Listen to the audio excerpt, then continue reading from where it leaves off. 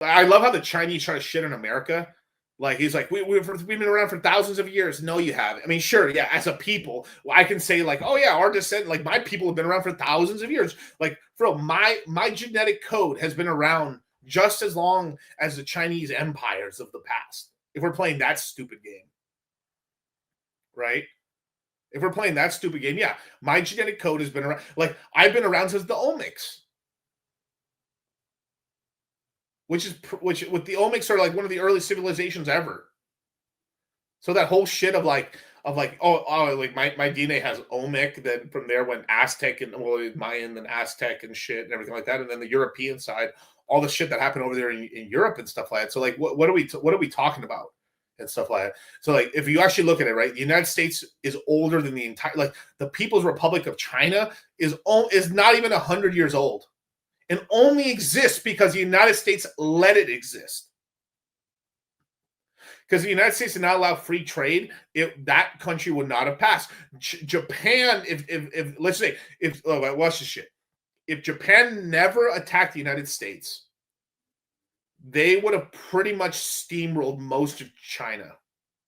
They took, or they basically, they fucking destroyed most of fucking Manchuria already and shit like that. They took South Korea and most of North Korea. The Japanese were completely destroying. Like, was completely destroying all of Asia at that point.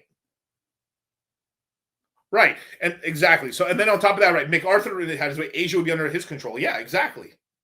He was essentially, like, MacArthur was essentially he was essentially a shogun, the shogun of Asia, and was respected by pretty much all the leaders there. He literally could have became king.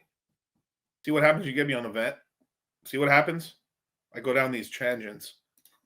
I don't know. I went from Harry Potter to China. It always ends in China. But yeah, that's the whole thing here. So rerouting. There you go.